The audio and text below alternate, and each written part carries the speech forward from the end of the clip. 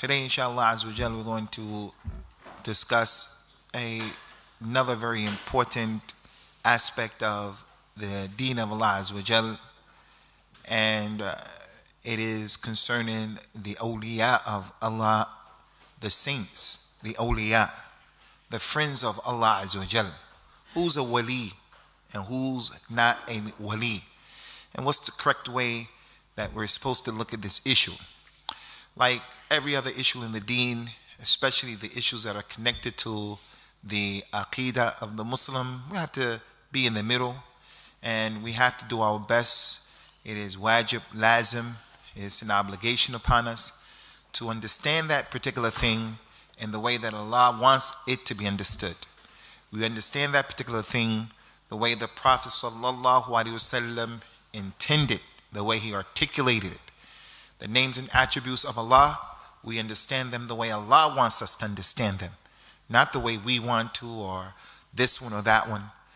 Many ayat of the Quran, Allah Ta'ala has negated that the religion or the truth is based upon the whims and the desires of Bani Adam or the jinn. He said in the Quran, لَيْسَ بِأَمَانِيِّكُمْ وَلَا أَمَانِيِّ أَهْلِ الْكِتَابِ. This religion, the truth, is not based upon your whims, your desires, and it's not based upon the whims and desires of Ahlul Kitab. Our religion is not based on empty slogans. It's not based upon how many people are saying a thing or doing a thing. It's based upon what is supported in the text, in the Nusus, the Kitab and the Sunnah. So in this particular issue, the issue of the Awliya of Allah, who's a wali, there's a lot of khurafat going on in our community here in Birmingham these days. We have a Shaikh that has come from Africa, and he's spreading all kinds of shirk, and he's spreading kufr, and he's spreading innovation. And the West African community where he comes from, they see that man as being a wali from the Awliya of Allah. Although he's teaching shirk, kufr, he's teaching innovation. So when we talk about this wali and the wilaya, there are a lot of things that we want to discuss. First of all, concerning the name wali. Wali is one of the names of Allah. You are Abdul Wali. Allah is the wali, the protector, the one who takes care of something or someone. So concerning this wilaya of Allah, there are two types of wilaya. Two types. The first one is that Allah Ta'ala is the wali of everybody. Muslim, kafir, white, black, the one with taqwa, the one without any taqwa. Allah Azza wa Jalla is the wali of all of Bani Adam. He mentioned in the Quran, in a number of ayat, what proves that. حتى إذا جاء أحدكم الموت توفته رسلنا وهم لا يفرطون ثم ردوا إلى الله مولاهم الحق. Allah Azza wa Jal mentioned when death comes to one of them, Bani Adam, when death comes to any one of them, any and every one of them, our messengers, the angels of death, the angel of death comes, takes his soul, and then those angels of death, the messengers of Allah, they won't fall short of their responsibility in taking his soul. His soul is going to be taken when it's supposed to be taken, in the way that it's supposed to be taken. Allah said after that happens, they all will be returned back to Allah, their Mawla. They will be returned to Allah, their Mawla, who is the Haqq, their Wali. So this ayah goes to show the general wilaya, that Allah is the Wali of every human being. It's like Allah is the Rabb of every human being, the Khaliq of every human being. But then the second type of wilaya of Allah Ta'ala is the wilaya that is special. The special divine protection that Allah gives to an individual. And he only gives that to the people who have iman and the people who have taqwa, the people who have al-Islam. As for the other people, he doesn't give them that type of protection. He, Tabarak wa Ta'ala, mentioned in the Quran, Allahu waliyul ladhina amanu yukhrijuhum min al-dhulumati ila an-nur. Allah is the wali of those people who believe. He takes them from the depths of darkness and he puts them to the light. He puts them into the light of Islam. So that's the first point that we want to mention, Ikhwani, that In terms of the wilaya of Allah, Allah being the wali, He's the wali of everybody. He's the Rabbul Alameen of everybody. He's the Raziq of everybody. But there's another type of wilaya, which is the wilaya that is specific. He is the protector of those who believes. And that's similar to the ma'iyah of Allah. Allah being with someone. Allah is with everyone. وَهُوَ مَعَكُمْ أَيْنَمَا كُنْتُمْ. He's with you wherever you are. Muslim, non-Muslim, jinn, malaika, He's with you wherever you are. But then there's another ma'iyah that is specific. Allah is with those who have taqwa. Allah is with you in terms like when the Prophet said, sallallahu alayhi wasallam, to Abu Bakr when he was in the cave, La takhaf inna Allah ma'ana. Don't worry, Abu Bakr, while you're in the cave and the kuffar looking for us, Allah is with us, meaning with us special in that He's going to protect us and take care of us. So that's the first issue, that Allah is the wali and His wilaya is specific, and He has one that is general. Second issue about the wilaya of Allah subhanahu wa ta'ala is that the Quran, it makes clear for us who the awliya of Allah are. He said in the Quran, inna awliya Allahi la khawfun alayhim wa la hum yahzanun alladhina amanu wa kanu yattaqun. Verily the awliya of Allah, they will not be afraid and they will not be sad. They are those people who they have iman and they have a taqwa. So those are two characteristics that the individual has to have in order to be a wali from the awliya of Allah. He has to have an iman and he has to have a taqwa. And for that reason, Shaykh al-Islam ibn Taymiyyah, he explained that each and every individual in this room can be a wali from the awliya of Allah. And this is one of the important things I want to bring to your attention. In our community, the way we understand this religion, some of us think that the saint is some guy who, when he speaks, nur comes out of his mouth and nur comes out of his eyes and his ears. He's glowing in the dark. He's a saint. That's not a wali. A wali is not someone special who can fly around in the sky. Any and everyone sitting here can be a wali from the awliya of Allah Azza wa Jal.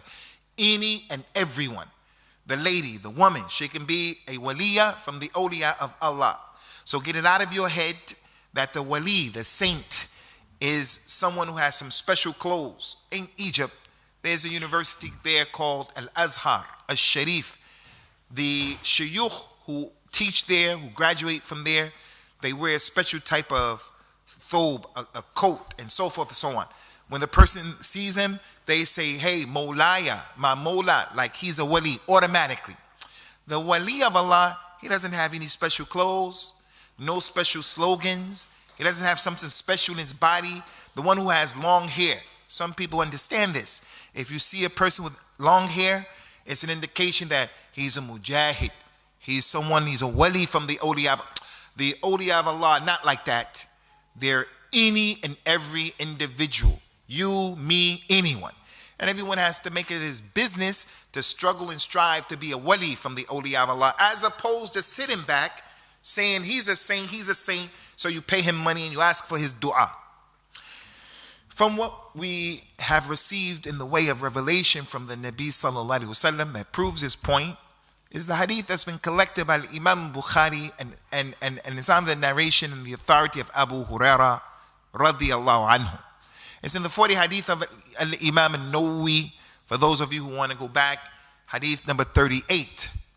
Allah Azza wa Jal mentioned in the hadith al-Qudsi, Man aadali waliyan faqad adhantuhu bil harb. Anyone who is in opposition and he has a confrontation with one of my saints, with a wali of mine, then I have declared war on that individual. And then the Prophet said that Allah went on to describe who the wali is. He established anyone who is in conflict with one of Allah's awliya, then Allah declares war on that individual. And then he went on to describe the awliya with two descriptions, and anyone can be from the awliya. The hadith said, وَمَا تقرب إلي عبدي بشيء أحب إلي مما افترضت عليه. My slave from the Awliya, they don't get closer to me, make a taqarrub, to come close to me with anything more beloved to me than what I made wajib upon him. So the wali is the one who does the wajibat. And then he mentioned the second description. Allah Ta'ala mentioned, وَلَا يَزَالُ عَبْدِي يَتَقَرَّبُ إِلَيَّ حَتَّى أُحِبُّهُ وَإِذَا أَحْبَبْتُهُ كُنْتُ سَمْعُهُ الَّذِي يَسْمَعُ بِهَا وَبَصَرُهُ الَّذِي يُبْصِرُ بِهَا وَيَدُهُ الَّتِي يَبْتِشُ بِهَا وَرِجْلُهُ الَّتِي يَمْشِي بِهَا. And if my slave does the nawafil, not the wajib, the sunan, if he does a lot of that, the more that he does, the closer he'll get to me. And then I'll start to love him. And then if I love him, I'll become the hearing by which he hears, the sight by which he sees, the hand by which he strikes, and the feet by which he walks. And then the end of the hadith, showing the virtues of being a wali from the awliya of Allah, he said, Tabarak wa ta'ala, وَلَئِن سَأَلَنِي لَأُعْطِيَنَّهُ وَلَئِنْ اسْتَعَاذَنِي لَأُعِيذَنَّهُ. And that wali, if he asks me for something, verily I'm going to give it to him. And if he seeks my assistance, verily I'm going to assist him. So very quickly, ikhwani, this hadith, the scholars of Islam call this hadith, hadith al-wali. If someone said to you, the proof of that is the hadith al-wali. The scholars used to save time. They wouldn't say the whole hadith that I mentioned. They just say the hadith of Jibril, the hadith of as-sadiq wal-masduq, the hadith of the asif. So because the Muslim is reading, he knows the hadith al-wali is this hadith. So Imam al-Shawkani came and he wrote a book in explaining this hadith, and he called it Qatr al-Wali al-Hadith al-Wali. So he explained what is the meaning of Allah becomes the hand by which he strikes, and the feet by which he walks, and the ear by which he hears, and the eyes by which he sees. When we, the Ma'ashar al-Hadith, we say Allah is not like anything and nothing's like unto Allah. But the Prophet said that Allah would become his hearing, his singing, and so forth and so on. Those scholars said the meaning of that is Allah Azza wa Jal, when the person becomes the wali of Allah Azza wa Jal, Allah will allow him to hear things for their reality. The things that he hears, Allah will allow him to benefit from those things. You can have ikhwani in the khutbatul Jummah, for an example, or a lesson. 100, 200, 3,000, 5,000 people sitting. The khatib gives a khutbah. There are some people who go in there and they come out with nothing. There are other people who hear that same khutbah and his iman is raised up. So the wali, Allah Ta'ala allows his hearing to benefit him. When he hears someone come and he says something that's the truth, he appreciates it and he realizes it's falsehood, Allah allows him to hear it for its reality. And the seeing is the same way. He allows a person to benefit from his eyesight, to protect his eyesight from those things that are going to be a problem for him, and so forth and so on. It does not mean by any stretch of the imagination that the individual becomes one with Allah or Allah becomes one with him. Because as I mentioned, some of the people understood this issue of the wilaya, the awliya, the wrong way. 3 groups. One too far to the right, one too far to the left, and one in the middle. There's a group of people, the Sufi, the people of a Sufiya, who take this hadith of the wali, and they understand from the hadith of the wali that if a person becomes a wali from the awliya of Allah, then he doesn't make any mistakes. Because Allah is his seeing, and Allah is his hearing, and Allah is his hand. Allah strikes for him and he walks. He became like Allah. So he's ma'soom. As a result of that, the Sufis put the wali above the level of the Nabi. They say the lowest level is a Rasul. And then above the Rasul is the Nabi. And then above the Nabi is the wali. And one of their wali, he can do something crazy. But the Nabi, the wali would say, or they believe that the wali, he can clearly do something against the religion. And the murid saw it. And the murid knows with his ignorance, he knows this thing that you did is wrong. It's going against the deen. But the way they teach people is, I'm from the awliya. So I became the seeing and the hearing, Allah and so it. And they have this extreme. So those people were extreme. As a result of that, they make dua to those people. As a result of that, they slaughter for those people. As a result of that, they attribute to those people what they don't deserve. That's extreme. The other extreme are those people who a person can be from the Awliya. For an example, as I told you, everyone here, we should struggle and try to be from the Awliya. May Allah make us all from the Awliya. If we can be from the Awliya of Allah, then we have to have husn adhan with the ulama, for an example. If anyone's going to be a wali from the Awliya, then it's going to be a scholar. I am not establishing Shaikh so-and-so as a wali from the Awliya of Allah, because that's speaking about Allah's religion without knowledge. But if anyone was going to be a wali, more than likely it's going to be the ulama, a scholar. So look at the other extreme. When a scholar makes a mistake in his ijtihad, a person may love that scholar. But in the issues of jihad, for an example, ijtihad, the scholar says, I don't see this as being jihad or whatever. Because the person doesn't like that fatwa, he'll take that wali and say, okay, he's no good at all. He's no good. So they go straight. They go to the extreme. That's just an example. Someone like the Anbiya and the Rasul, they are from the Awliya of Allah. The Shia came and they said, no, they're not from the Awliya of Allah. So we have to be in the middle. We have to be balanced. We have to establish and we have to believe in the Awliya of Allah. The prophets and the messengers, all of them are from the Awliya of Allah Azza wa Jal. All of them. And they're ma'soom.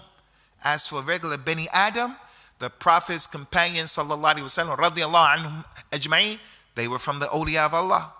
They're the next level after the prophets and the messengers. But they're from the Awliya of Allah, but they are not ma'soom. Before we deal with that though, I want to, inshallah, just mention something about the hadith, because it is important, the hadith of the wali. The hadith of the wali, ikhwani, it goes to show from the characteristics of Allah Azza wa Jalla and what he does, is that Allah declares war against people. And Allah will wage war against people. Because that hadith said, anyone who is in opposition and he's fighting a wali for my awliya, I've declared war against that individual. And if Allah declares war against an individual, you know it's a major sin. So from the kaba'ir is to be in opposition to someone who is a wali from the awliya of Allah. Because the recompense of it, the reward of it, the jaza, thawab of it is al-harb min Allah. He mentioned in the Quran concerning riba, Ya ayyuhalladhina amanu taqullah wa dharu ma baqiya min al-riba in kuntum mu'minin fa in lam taf'alu fa'dhanu biharbin min Allahi wa rasulihi. O you who believe, fear Allah and give up your desire to devour, to take interest. If you're really believers, verily, if you don't give up that desire to take interest, then beware that Allah has declared war against those people who do that. So that helps us to know that interest is a major crime. So the point here is, from Allah's characteristics is that he declares war. Abdullah bin Abbas radiyallahu anhu said about that ayat in Surah Al-Baqarah about interest, Yawm al-Qiyamah, Allah is going to be said to the individual who died and he was taking usury, go and get your weapons and fight against Allah Azza wa Jal. So Allah declares war on people, and also people declare war against Allah. In Syria, the Syrian regime has declared war against Allah Azza wa Jal. The Ya'juj and Ma'juj, they declare war against Allah. The Prophet said, sallallahu alaihi wasallam, that Ya'juj and Ma'juj are going to kill everybody on the earth, with the exception of Isa ibn Maryam, sallallahu alaihi wasallam, and the believers who are with Isa ibn Maryam. But Isa ibn Maryam, he won't have the ability or the power to fight against Ya'juj and Ma'juj. So what is he going to do? He's going to go the other way and make hijrah and take those people up on a mountain where they're going to be safe. Ya'juj and Ma'juj, they're going to say amongst themselves, we have annihilated, that we killed everybody on the earth. So now let us turn our attention to those who are in the heavens and let us kill them.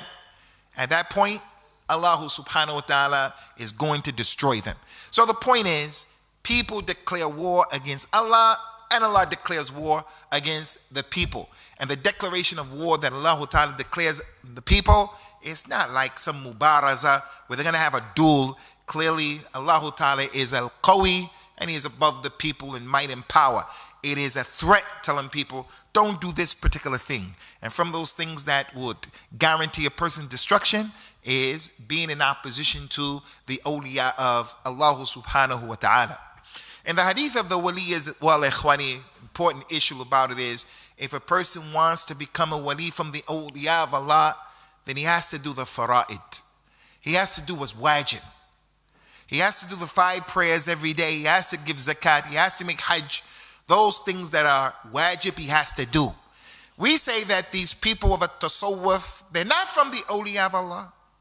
I can't sit here and say that this sheikh or that sheikh from the good ulama is a wali from the awliya. I can't say that because they're speaking about Allah's religion without any knowledge. But with knowledge, I can say that that man who came here from West Africa, he's not from the awliya of Allah because he's spreading shirk and kufr. The hadith said that the slave gets close to Allah by doing the fara'id. He's getting close to Allah by doing kufr and shirk, by spreading khurafat, by spreading bid'ah. This is not, it won't be accepted. As Allah mentioned in the Quran, وَمَنْ يَبْتَغِي غَيْرَ الْإِسْلَامِ دِينًا فَلَنْ يُقْبَلَ مِنْهُ وَهُوَ فِي الْآخِرَةِ مِنَ الْخَاسِرِينَ. Anyone who chooses other than Islam, and what Islam says is the truth and the religion, then it won't be accepted from him. Person doing kufr and shirk, his deeds are going to be rendered null and void. Also, people want to make jihad that's fasad and fitna. The IS of Iraq and other people who think like that are blowing up and killing people. Boko Haram, Qaeda, people like this. The Shabab of Somalia. These people understand killing innocent people is jihad, and you're going to get close to Allah Azza wa Jal by killing those people. You can't be from the awliya of Allah doing what's haram like that. The way a person becomes a wali from the awliya of Allah is getting close to Allah by doing the wajibat. And number 2, doing a lot of nawafil. And we found, ikhwani, that even the practicing Muslims, Salafi and non-Salafi, the practicing Muslims, from whatever group that they're from, the practicing Muslims, a lot of times we have ghurur. We are like impressed with ourselves. A person of Ahlul Hadith, he should try to do more of the nawafil, fasting Thursday and Friday, praying the nawafil connected to the 5 prayers. Many of us, we don't have a lot of ibadat. But we look at ourselves and our cronies, and we look at each other as being thaqat. We look at each other as being, we're the ones. I'm talking about us. I'm not talking about somebody else. But that is something that, hey, the people of the sunnah of the past, that nawafil, those people were upon that issue of doing the nawafil. That's one of the ways that a person can become a wali from the awliya of Allah subhanahu wa ta'ala. Laysa, not by just sitting down and just merely making a shi'ar, a slogan. We're the thaqat, we're the salafis, the haqq is with, not like that. Statements and words are important. They're part of iman. You have to say la ilaha illallah. You have to say things. You have to read the Quran. You have to do things with your tongue. But again, the actions, they speak louder than words. So concerning this hadith of the wali, it is one of those hadith that is from the Jawami' al-Kalim, and that's why Imam al-Nawawi rahimahullah ta'ala put it in his book. Now concerning this issue of the awliya,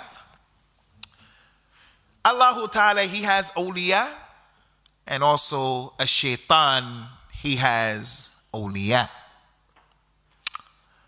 Allah ta'ala mentioned many ayat that established the shaitan, he has awliya. He said in the Quran with قُلْنَا لِلْمَلَائِكَةِ اسْجُدُوا لِآدَمَ فَسَجَدُوا. And remember when Allah said to the angels, bow down to Adam, they all bowed down. إِلَّا Iblis, except Iblis, he didn't bow down. كَانَ مِنَ الْجِنِّ فَفَسَقَ عَنْ أَمْرِ رَبِّهِ. He was from the jinn, so he disobeyed the command of his Lord. And then Allah Ta'ala mentioned in the ayat to Bani Adam, أَفَتَتَّخِذُونَهُ وَذُرِّيَّتُهُ أَوْلِيَاءَ مِن دُونِي وَهُمْ لَكُمْ عَدُوٌّ. Do you, Bani Adam, take Iblis and his progeny? Do you take Iblis and his progeny as awliya instead of me? And he's a clear open enemy to you? So that ayat establishes that people take a shaitan as a wali. People not only take shaitan, but his dhurriya, his progeny, the shayateen from the jinn and other than that. people take them as protectors, as their awliya. So they are the awliya of a shaitan, and they do the bidding of a shaitan. So many ayahs are giving us that understanding. ذَلِكُمْ الشَّيْطَانِ يُخَوِّفُ أَوْلِيَاءَهُ فَلَا تَخَافُوهُمْ وَخَافُونِي إِن كُنْتُم مُؤْمِنِينَ. Verily, that is a shaitan who strikes fear in his awliya. Again, a shaitan, he has awliya. So don't be afraid of the awliya of a shaitan, but be afraid of me, Allah, if you're truly believers. So there are many, many ayahs, ikhwani, many ayahs that establish that those people who spread shirk and kufr, they fight in the cause and the way of a shaitan. Allah Ta'ala mentioned that in the Quran, that the people who believe, يُقَاتِلُونَ فِي سَبِيلِ اللَّهِ وَالَّذِينَ كَفَرُوا يُقَاتِلُونَ فِي سَبِيلِ الطَّاغُوتِ فَقَاتِلُوا أَوْلِيَاءَ الشَّيْطَانِ إِنَّ كَيْدَ الشَّيْطَانِ كَانَ ضَعِيفًا. Those people believe, they fight in the cause of Allah to spread the haqq and the truth. And those people who disbelieve, they fight in the cause of a shaitan. They fight in the cause of the taghut. So all of you believers should fight the awliya of a shaitan, because the plan of a shaitan is always weak, it's frivolous, it's da'if.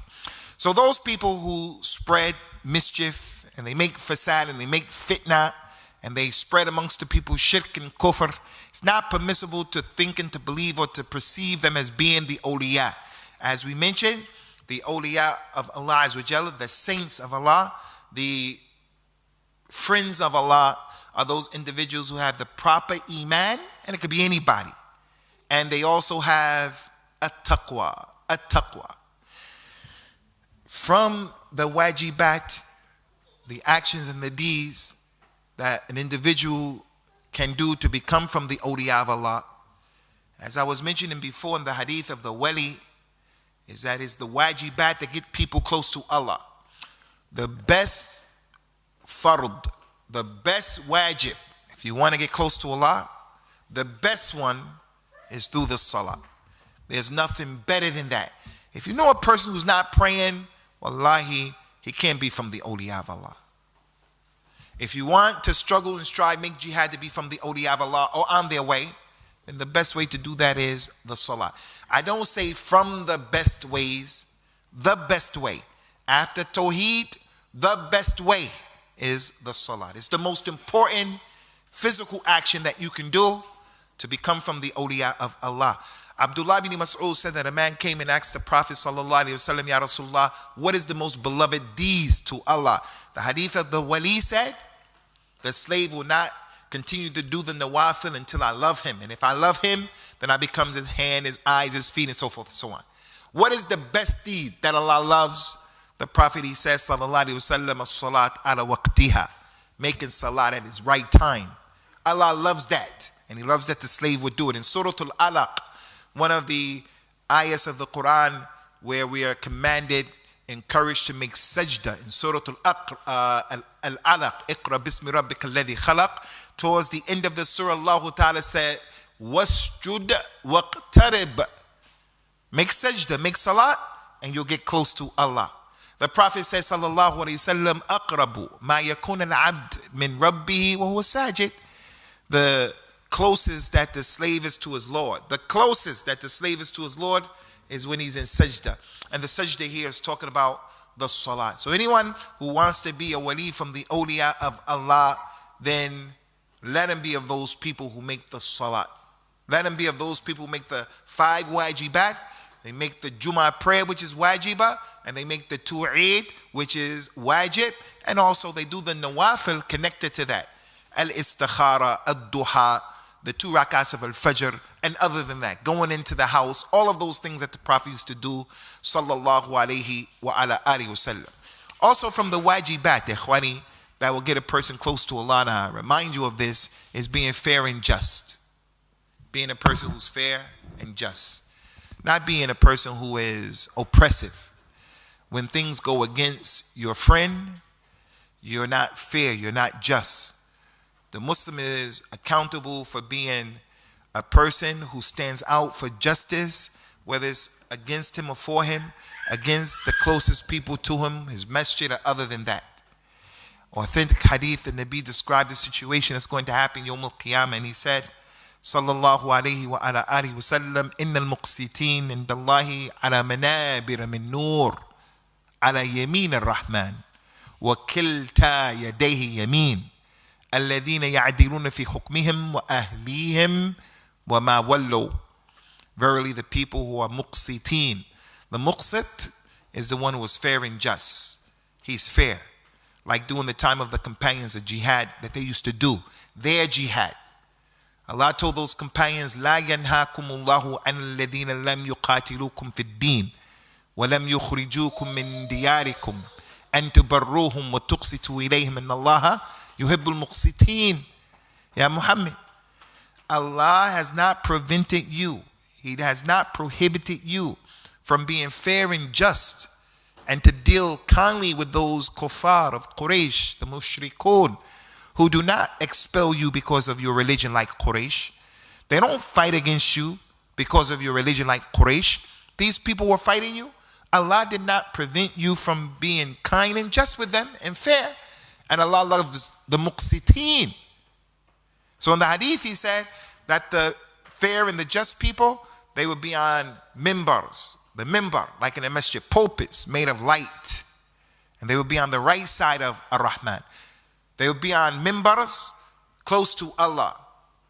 My slave would not do what is wajib except he gets close to me. So what's wajib? To be fair and just. Like salat, it'll put the person close to Allah. And they'll be upon mimbars made of light. And the mimbars will be on the right of Ar-Rahman. And the Prophet said, and both of Allah's hands are right hands. And he went on to mention, they're the people who when they give a ruling, they're fair and just. And they're fair and just amongst their family members. They have an issue with their wife and their mother. They know how to balance that out. They know when to be on the wife's side, when to be on the mother's side, how to be on the wife's side, how to be on the mother's side. They have children. They know. They're fair between the boys and the girls, the eldest and the youngster. Just the people in general. So the point here, Ikhwani, and the shahid of all that kalam is that the wali of Allah Azza wa Jal is the one who is doing what's wajib. And there are many things to do that's wajib. Whatever is a wajib from the wajibat will get you close to Allah, and thus it's a sabil to becoming a wali. And added to that is doing the ziyada of the nawafil. The ziyada of salat, som, sadaqah, hajj, umrah, whatever you could possibly think of in the religion. Like the niqab, the individual doesn't feel like the niqab is wajib. He doesn't have to do it. But if the lady puts on the niqab, it's her jihad and it's her attempt and her way of saying, I'm going to do this extra thing from the nawafil. Because Allah said, my slave doesn't do the nawafil more and more and more and more until because of that, I love him and so forth and so on. So the last thing that we want to mention concerning, inshallah, the issue of the Awliya is that the Awliya is not based upon people's desires. The Sufis, they said, Ikhwani, that people who are majnoon are from the Awliya of Allah. Someone who's majnoon, he's a wali. So if someone is walking down Coventry Road, as we see, and he lost his mind, and he's speaking in tongues, they will look at an individual, and instead of looking at him weird, like many normal people would say, okay, watch out, don't go too close to him. The Sufi would say, mashallah, look, he's a wali from the Awliya of Allah. The Sufis believe that this little kid right here is a wali from the Awliya of Allah. That kid ain't no wali. He may grow up to be a wali, inshallah. He may grow up. He may grow up. But right now, the Prophet mentioned, sallallahu alaihi wasallam, rufi al-qalam an thalath. The pen has been raised off of 3 people. There's no pen on that kid. And that's why he's walking around, no one saying anything to him, because he doesn't know. So the wali is the one who has iman and taqwa. The little kid, he has no iman, he has no taqwa. Taqwa meaning he knows what he's doing. The majnoon, he doesn't have any iman, no taqwa. He doesn't know what he's doing. So we don't go overboard and we don't go astray like that. The awliya, the people who, they have their uqul, they have aql. And based upon that aql, they do what Allah Ta'ala made wajib for them and upon them. and they do a lot of the nawafil. As for them being ma'soom, this is not the case. And we know that because the companions of the Prophet ﷺ, as we mentioned, they were from the Awliya, but they made mistakes. They made mistakes. Abu Bakr radiallahu anhu, Umar, Uthman, Ali, they made ijtihad in fiqh. They made ijtihad in fiqh. And in their ijtihad, sometimes they made mistakes and other companions corrected them. The position of the companions was the correct one and theirs was wrong. No one's going to argue about that. Some of the other companions, they did certain sins that caused the had, capital punishment, to be established upon them. And they're all awliya. So the wali, a person who's a wali, if he's not a nabi or rasul, it doesn't mean or imply that he's ma'soom.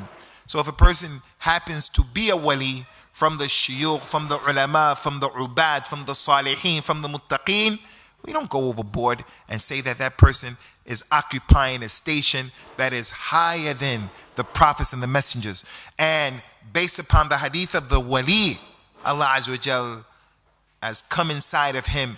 And this hadith shows al-hulul.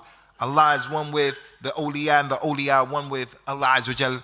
That's not understanding the hadith with the intent that the Prophet ﷺ explained it.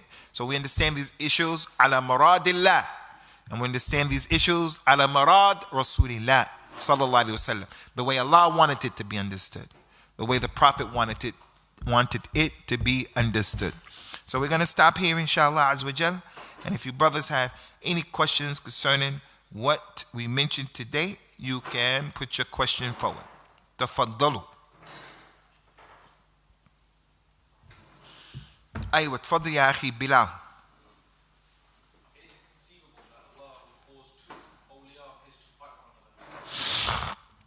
Is it conceivable that Allah Azza wa Jal would allow two of his awliya to fight? Nah, it's conceivable. It's conceivable. And the proof of that is with the companions, radiyallahu anhum. And the proof of that is that after the death of the Nabi and during his life, some of the companions used to have arguments. Abu Bakr and Umar, they argued with each other. Different times during the course of the life of Rasulullah sallallahu alaihi wasallam. But obviously, their arguments never went into the realm of cursing, swearing, and abusing. It's just natural. After the death, the awliya of Allah from the companions, from the side of Ali, fought the awliya of Allah from the side of Muawiyah. So now the question is, what's the hikmah in that? There's many hikmahs in that. One hikmah is it goes to show that the prophets and the messengers are on a higher level, because it never happened where the prophets and the messengers were fighting.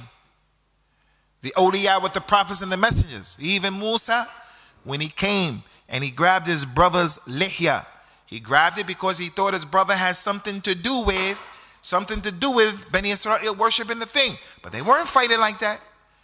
But the people were lesser degree than the prophets and the messengers, the awliya, although they're awliya, they still can have some drama between themselves.